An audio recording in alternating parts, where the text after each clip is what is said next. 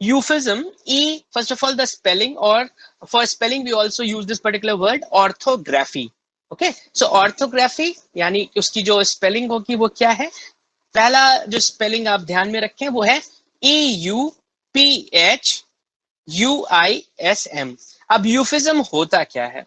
पहली बात तो यूफिज्म एक बहुत ज्यादा एक ऐसी डेकोरेटिव फॉर्म ऑफ राइटिंग होगी, ठीक है, which was basically popularized, or which was popularized by, say, John Lilly, Lily, okay, from his work Euphues, EUPHUES, which was written in the year 1579. Okay, so when you use this word euphemism, it is basically a word which has come into common parlance from the work which was written by John Lilly, and the name of the work is Euphues, EUPHUES. Therefore, the term euphemism, ISM. Now, what does that mean?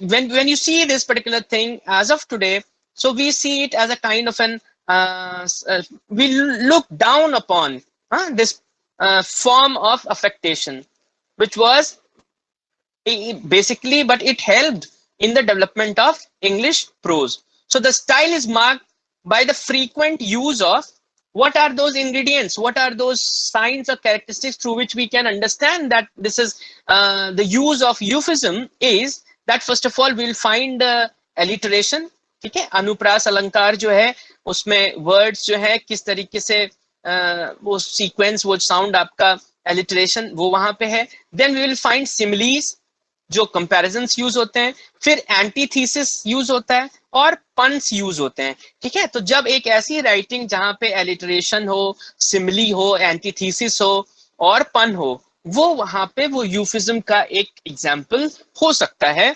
मैं आपको यूफियस जो जहां से ये चीज ली गई है वहीं से आपको एक एक्सट्रैक्ट रीड करता हूं, so that you have a understanding of what I am trying to say. So I read it from the book. It goes like this. I see now that as the fish Scolopidus in the flood, Araris at the waxing of the moon is as white as the driven snow, simile, right? And at waning as black as the burnt coal. So Euphues, which at the first increasing of our familiarity was very zealous, is now at the last cast become most faithless, right? So this is the use of euphemism. ठीक है, तो बहुत ही decoration जो embellishment है या जो अलंकरण है, जब आप भाषा में देखेंगे कि आप एलिट्रेशन, सिमिली, पंस, एंटीथीसिस, ये सब जब यूज हो रहा होगा, तो इस स्टाइल को, ये जो यूफिज्म है, इस पर्टिकुलर स्टाइल को शेक्सपियर ने पैरोडी भी किया है अपने वर्क में Love's Labour's Lost. Okay, but like all other writers of the age, he has also benefited from Lilly's experiments with the potential of English prose. ठीक है, तो कहीं ना कहीं जॉन लिली ने जो ये अपना जो एक्सपेरिमेंट था फ्रॉम दिस पर्टिकुलर वर्क यूफियस, सो ये यूफिज्म कहलाया. और इस यूफिज्म ने बहुत एक मेजर रोल प्ले किया in the development of English prose. या आप ये कह सकते हैं it is one of the important links in the development of English prose. Though Shakespeare has parodied the style in his work Love's Labour's Lost, but still he was also someone who has definitely benefited from Lilly's experiments with the potential of English prose, right? So एक तो ये euphemism आपका है. फिर आप देखिए, मैं आपको और इसको और इलेबोरेट करूं, अगर कोई पॉइंट इसमें और ऐड कर सकते हैं तो. Yet again, what is euphemism then? Euphemism is an affected, excessive, artificial style of writing and speech in vogue during the 16th century in England. Its name derives from John Lilly's Euphues, then considered a model of the elegance and polish that could be attained by English prose, which was struggling to become established as a reputable literary form.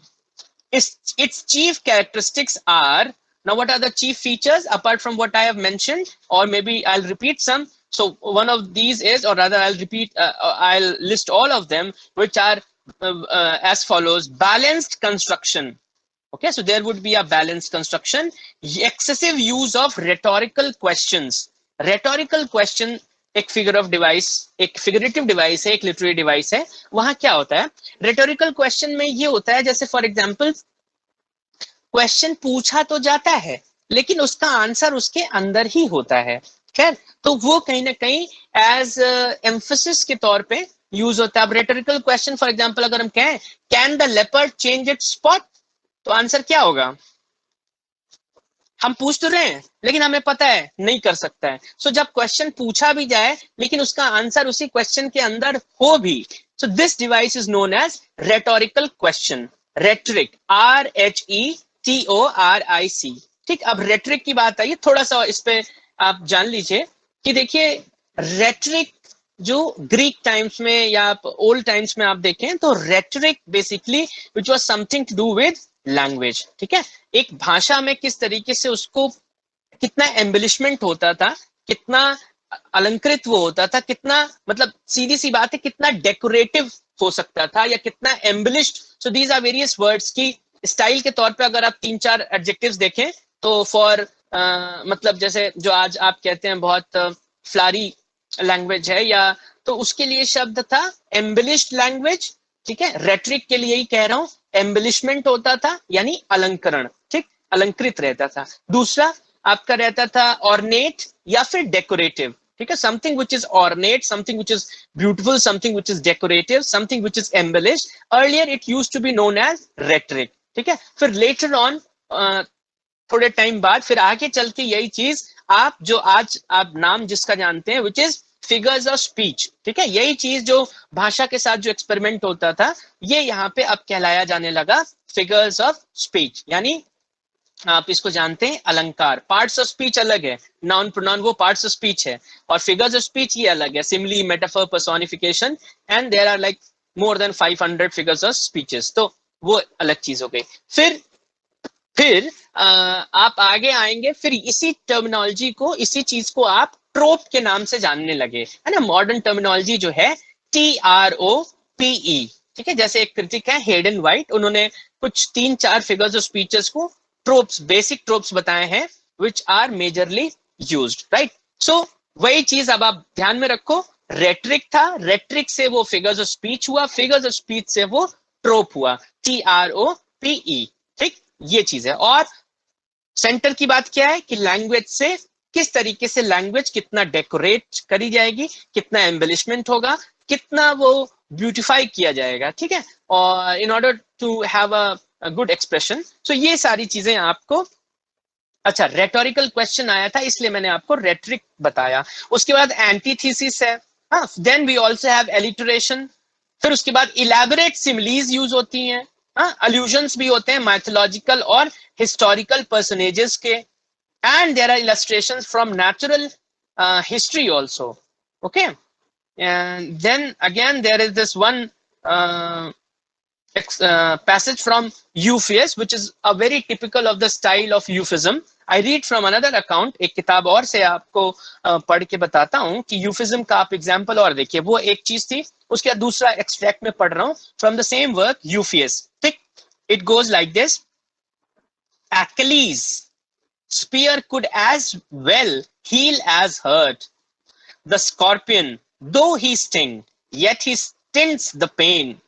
Though the herb Nereus poison the sheep, yet is it a remedy to man against poison?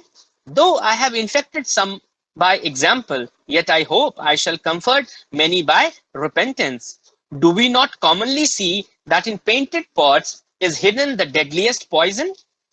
That in the greenest grass is the greatest serpent, in the clearest water the ugliest toad. How frantic are those lovers which are carried away with the gay glistening of the fine face. So today, so that was the extract. And अब आज में जब बात कर रहे हैं तो जब ये आप affected या जो overly elaborate language जब आप देखते हैं which was used in the pursuit of elegance कि उसको और सुंदर हो जाए, ठीक, वो चीज जो है ये यूफिस्टिक कहलाती है, और ये यूज जो है वो यूफिज्म कहलाता है। क्लियर? ठीक है, उसके बाद थोड़ा सा और पॉइंट्स जो और इसमें इलेबोरेट कर सकते हैं। Now will use the another, this is another glossary which is by J.A. Cudden, right? Literary theory and literary terms. So this is the volume, and it has entries as you have in glossary of literary terms. So it lists euphemism. I have the entry here, and again I'll simply add certain points by say some adjectives or how what Cudden has to say. हाँ, तो एक चीज आपको बताई सबसे पहले, और अब यूफिज्म क्या है? यूफिज्म एक ऑर्नेटली फ्लोरिड, एक प्रीशियस, एक मेजी स्टाइल ऑफ राइटिंग है।